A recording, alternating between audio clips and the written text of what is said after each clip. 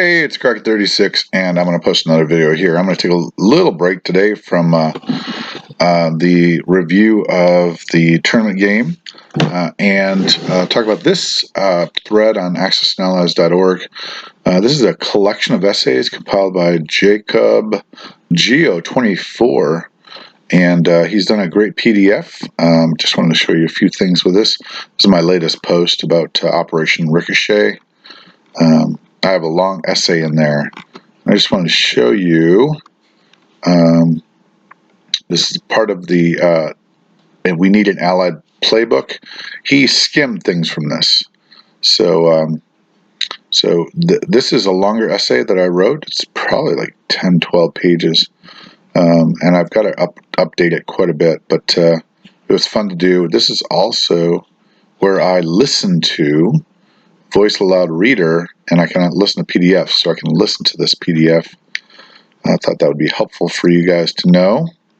And then this is a clear definition of Operation Ricochet, which is first turn innovations highlight Operation Ricochet. I didn't come up with it, but they indicate the mindset. I was part of the thread that came up with Sebastian after I contended that Taranto left the British destitute in the Med. I originally combined the Egyptian Navy with the French. This kind of thinking rejects the Tobruk attack as well. It can also be seen in early game withdrawals from Yunnan unless the Chinese are assisted by foreign fighters, and the numbers look at least 40-60. It can also be demonstrated by withdrawing units but being ready to strike when the fighters go home. Fade and strike tactics. Battles of attrition are to be avoided early game on account of the political situation. Think turn 5 when planning for turn 1. I would emphasize reserves and an uninterrupted logistical train of units to the front. I would also emphasize no region being without a possible front, which is why I don't withdraw the Russian troops, by the way. Not all of them, at least.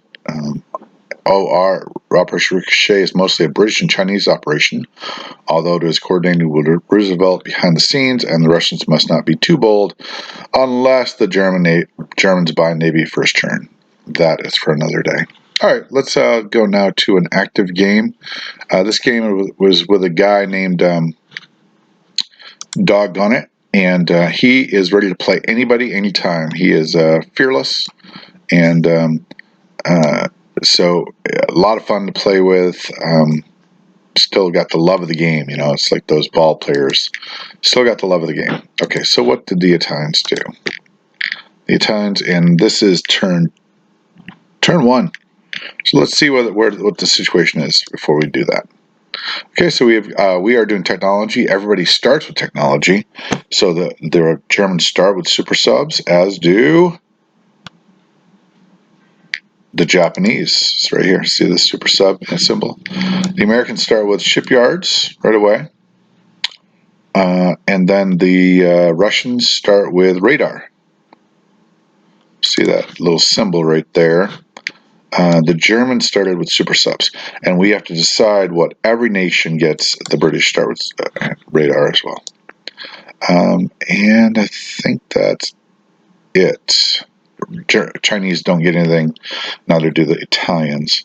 So we do have the Russians poised to go into Iraq, gain that lucrative 3 bonus. The Japanese went into Russia, which is really cool, giving me $6.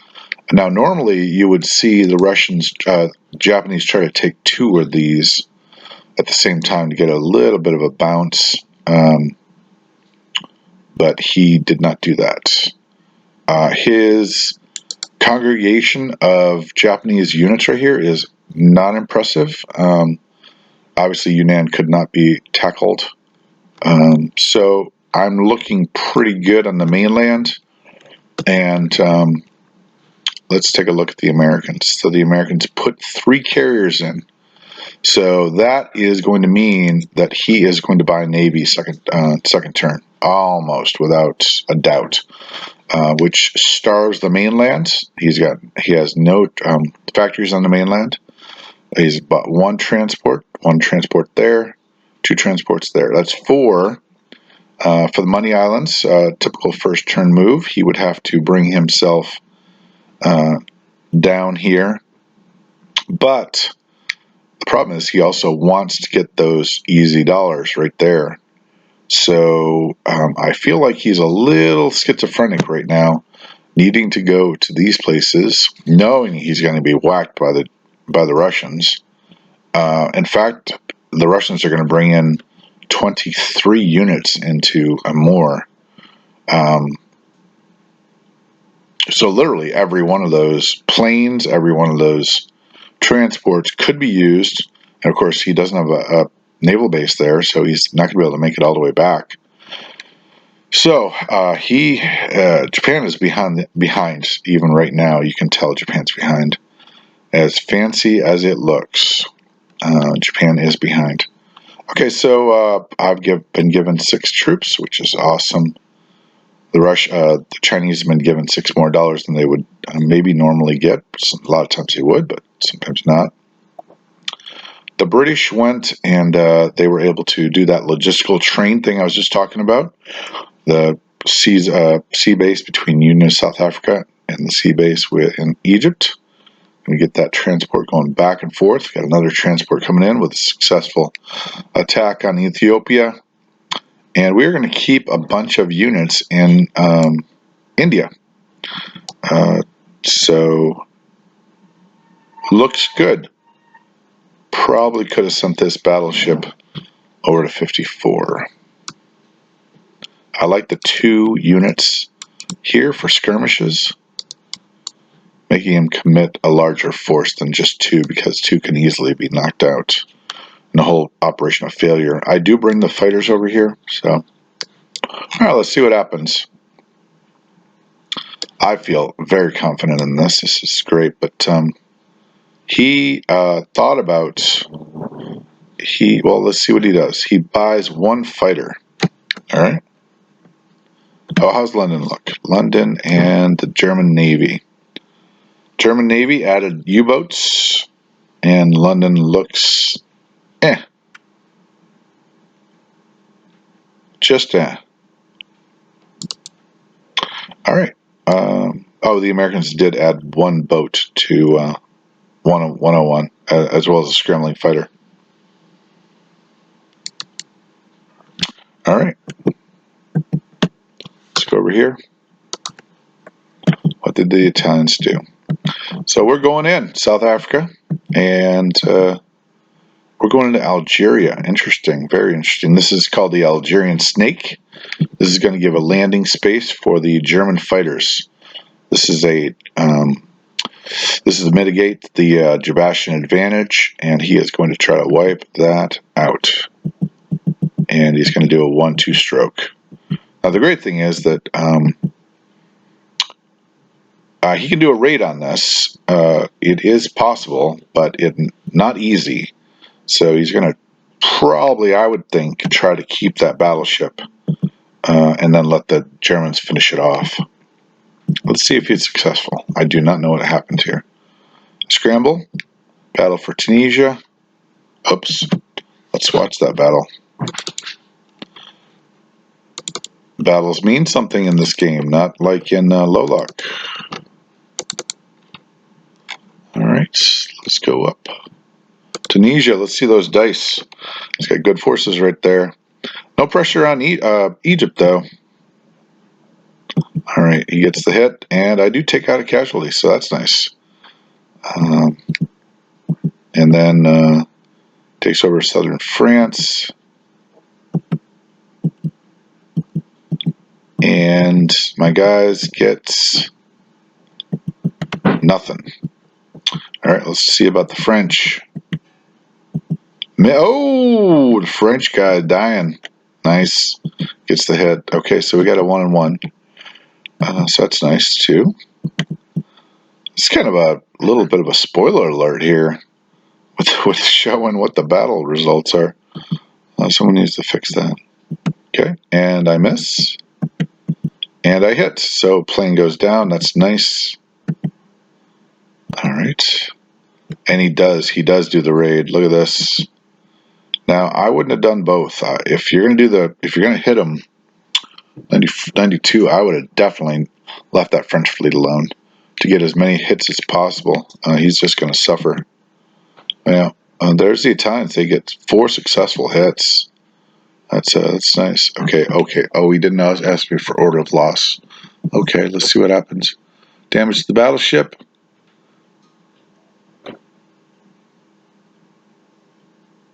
Takes out the Navy.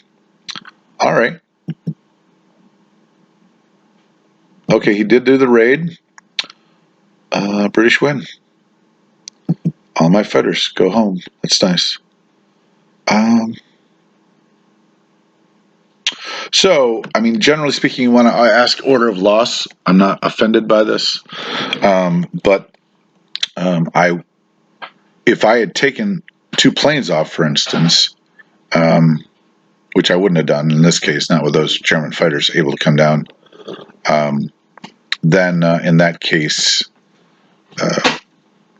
he would have had to continue the battle, and he might have had a chance. As it is, he's leaving himself obviously really vulnerable to an attack by the British Air Force. So I am okay with this. In fact, I consider it actually pretty advantageous. Going to be able to take out 2 transports. There's no way the Germans can support that unless he dropped an air base in Algeria, which he doesn't have enough money first turn to do. So that actually ended up being really advantageous for me. Transport is safe so far. I would doubt he's going to send the German Air Force against that. Just take out 1 transport, but he might. In that case, I wouldn't scramble. Unless he didn't bring more than... he'd have to bring the whole of Air Force. He'd have to bring more than 3 planes. I will scramble for more than 3 planes. I'd even scramble for 4 planes. Okay. That's it. Okay, so what are we going to do? So people a lot of times will say, Anzac, all that stuff. Well, I actually love Anzac. I think there's 3 or 4 really live options for Anzac. One is a transport kind of idea where you are loading up transports and you're actually trying to put it into the Caroline fleet, because that's where we're going eventually, try to put it into the Caroline fleet. Secondarily, if the Allies can't do Caroline, if you fight for it, obviously you can do 54. But you can be the transport fleet. You don't actually have to build. Excuse me, is this turn 2? Oh, it's just okay. This is not turn 1. So that's just turn 1. All right. Well, obviously, this is there's some mistake here. I don't know what the deal is. Okay, so I need to adjust the PUs right away. This is turn 1, so I only get $10. I'm not sure exactly what's going on here, so I have to keep my own count. I probably loaded some special version on. I didn't think I did though. All right, so I get $10, and I'm going to buy a sub. So there's 3 strategies that are legit for Anzac. There's the sub strategy that I like to do, and there's the fighter strategy where your fighters are going to go populate the aircraft carriers, or they're going to try to get to Java and then skip from Java off to India to protect and strengthen, buttress India. Those are both legit strategies. I like this Java to become the active front. It's a really modest goal. Just fight for Java. I'd have one game right now, for instance, I'm playing with Schultze, where he put an air base, and for like 2-3 turns, he positioned 3 aircraft here, plus the 2 bombers. So that's the kind of attention we're looking for to stretch that pizza dough of the Japanese empire out, so that eventually it's so stretched that it pops. So we are going to move to. So I do debate Java or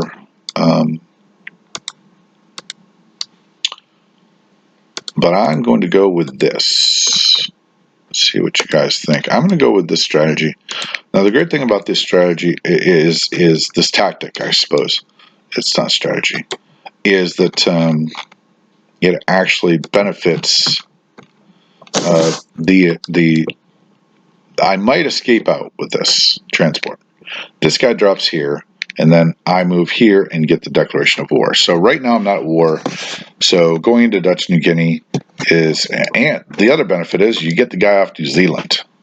Now that does make New Zealand a walk-in, but so I'm going to go with this, and then I'm going to do a blocker here. Let's see if he has a transport.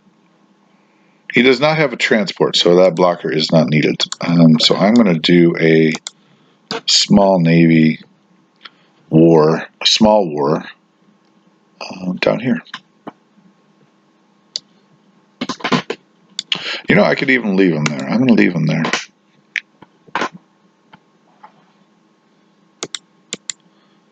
No, I'm debating. All right, I'm going to go there with him. All right, that's I like the guy in Malaya to stay. I like that bonus. I like those guys to stay.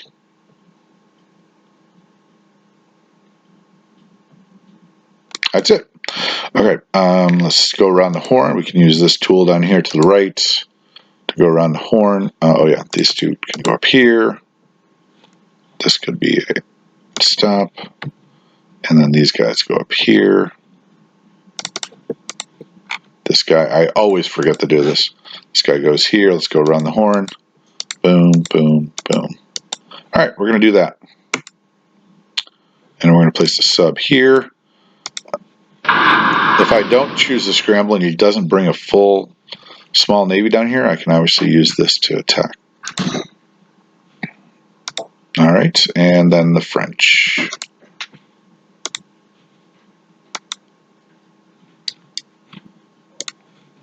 French guys walk over here.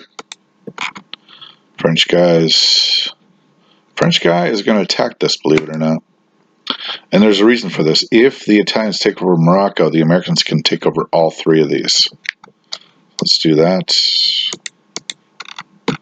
Let's bring that French destroyer up off of Madagascar to 81. And French fighter's still there.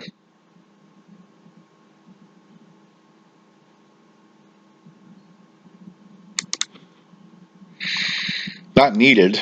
Transport's still here. 1, 4, 6. 1, 2, 3, 4, 5. 2, 4, 8, 9, 10, 11, 12. 12.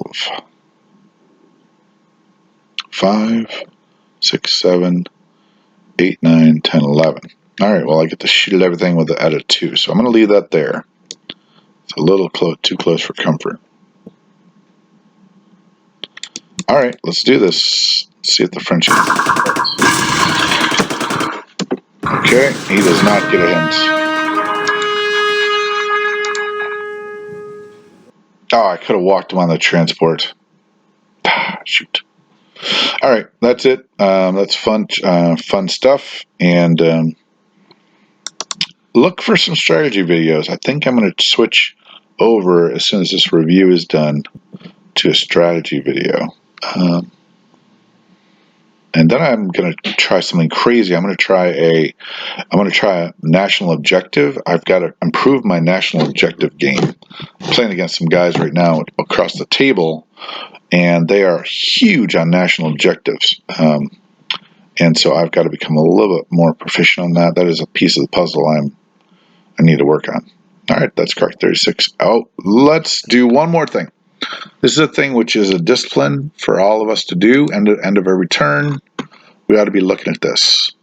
Okay, so I would love it if someone at AAA could actually break this down, this unit profile, down into actual units, the different units. But let's go with what we have right now, and that's here we go. Here is technology, and America has actually 2, and it shouldn't. And it has radar. Let's see if I can expand this. There it is. See, I knew America had that, and I didn't want it to have it. America has Increase factory production. You should not have that. I don't know how to get rid of that. Oops. Nope. Okay, you hear my cats or my daughter's cats in the background. Being annoying. Oops. Hold on there, dear. Increase factory production. I don't want that. I want shipyards. And technology, America.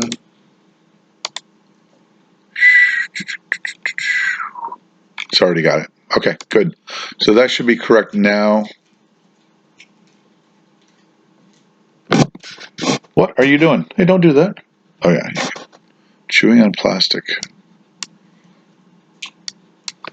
Okay, so I'm going to dismiss this. Okay, so let's take a look at the territories, not territories, the players. Okay, so here we go. Let's just bring this box out.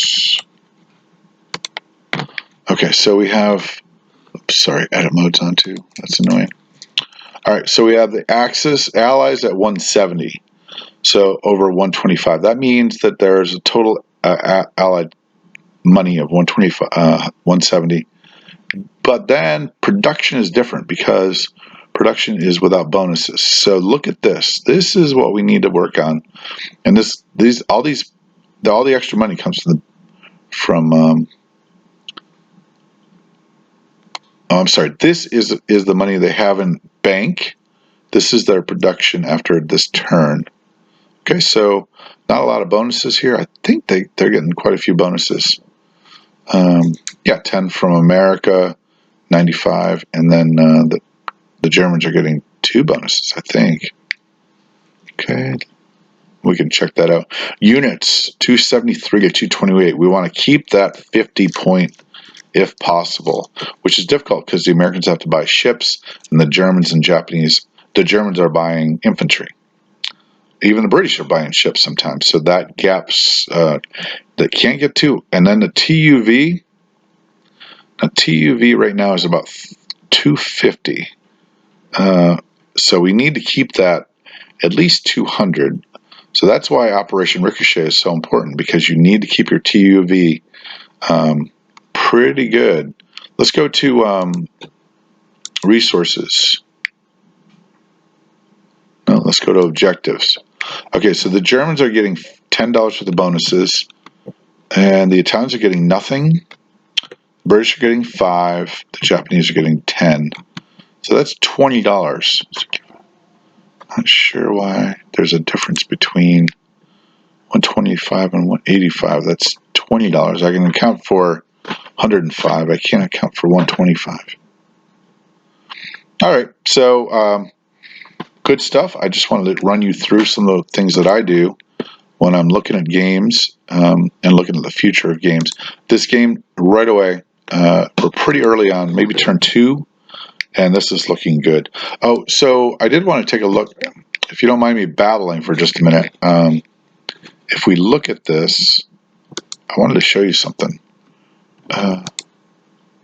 So if we look at this income, right?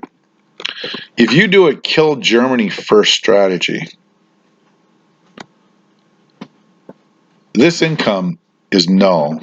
This income makes no difference on a kill Germany first strategy. And let me also contend, because you're not getting any support from the British and the Americans, the cat is walking on the table, so it's probably causing a sound on my recording. The Chinese money will dwindle to nothing because you do kill Germany first. The British money in the UK Pacific will dwindle to nothing because you're doing a Germany first campaign. The Russian money will probably not be affected, I guess, by that. So what I'm trying to say, Anzac money means nothing for kill Germany first. If you do a KJF, all of a sudden Anzac's money is huge In fact, there's a bit of an arms race you can develop between Japanese destroyers and Anzac subs. You get an arms race between Chinese infantry and Japanese ground troops. You get an arms race between UK Pacific. Now this can dwindle down to 6 or 5 or 6 or 7, right? But combined with this 21, 14 and 7 is 21, combined with this, which sometimes dwindles down to 10, all of a sudden you're at 31, which is almost or nearly half of the money that Japan's making early game. So by doing KJF, arms race with the Americans for Navy, you overwhelm, you inevitably, I have not seen a game where I've done a KJF in the last year where Japan has not been severely nerfed. Yes, there's a possibility, absolutely, that Moscow falls. But at the same time, Moscow falls, possibly falls, with a disciplined German player, not with an adventurous German player. At the same time, Moscow falls, Japan is completely nerfed. And from a historical perspective, I would much rather see the Germans go all the way to Moscow, because they did, right? The Japanese never got close to taking out all of China. They never got close to invading Russia. They never got close to, well, they did get somewhat close to India, but it was contentious. Burma and Shan State were contentious. So, all of that to say, they never went to Anzac.